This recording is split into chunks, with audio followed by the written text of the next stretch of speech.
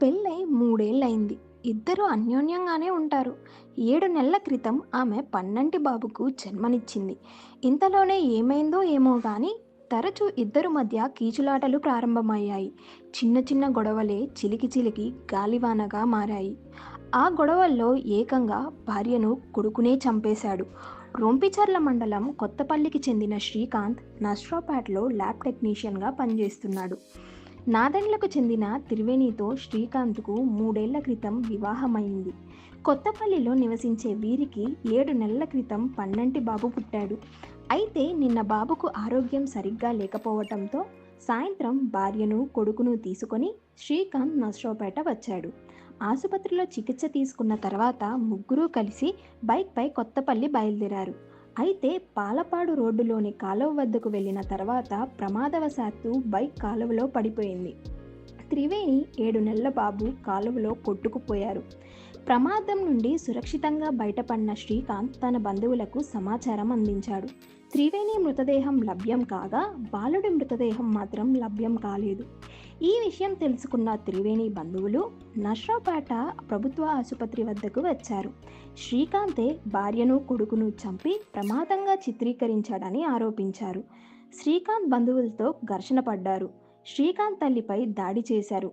దీంతో పోలీసులు రంగంలోకి దిగి ఆమెను ఆసుపత్రి నుండి స్టేషన్కు తరలించారు.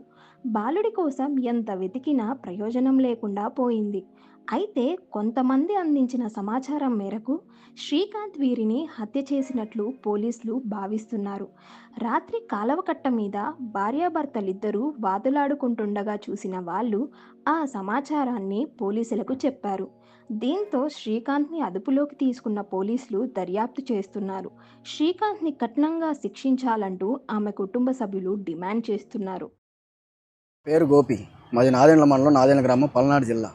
ఇక్కడ రొంపిచెర్ల మండలం కొత్తపల్లి గ్రామంలో శ్రీకాంత్ అనే యువకుడికి 2 సంవత్సరాల క్రితం మా చెల్లెల్నిచ్చి పెళ్లి చేశాము.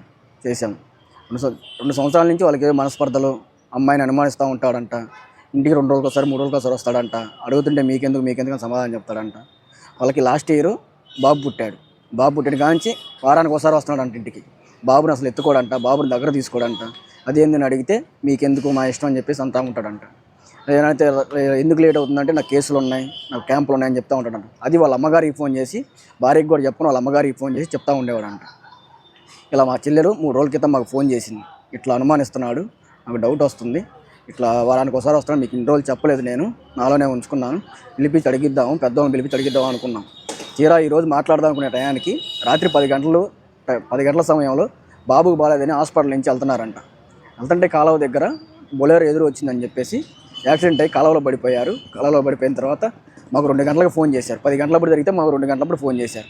తీరా మేము వచ్చే సమయానికి ఇక్కడికి కాలువలో పడిపోయిందని చెప్పేసి అన్నారు. కాలువలో పడిపోయింది కాదు, మా అమ్మాయిని కావాలని కొట్టి చంపి పక్కన పడేసి తీసుకొని వచ్చారు. తెలియక ప్లాన్డ్గా చేశారు. వాళ్ళ అమ్మ వాళ్ళ నాన్న అంతా అబ్బాయికి వెళ్ళి సపోర్ట్గా మాట్లాడి కావాలని కప్పిపుచ్చడానికి చేశారు. పోలీసు వారు మాకు తగిన సహాయం చేయాల్సిందిగా కోరుతున్నాం. ఇదైతే మాకైతే అనుమానం ఉంది. అనుమానం ప్లాన్ ప్రకారమే చేశారు. అబ్బాయి పేరు కందారపు శ్రీకాంత్, కొత్తపల్లి గ్రామం, రొంపిచెర్ల మండలం. ఇది ప్లాన్ ప్రకారం చేసి తెలియగా అబ్బాయి పోలీస్ స్టేషన్లో పోయి కూర్చున్నాడు.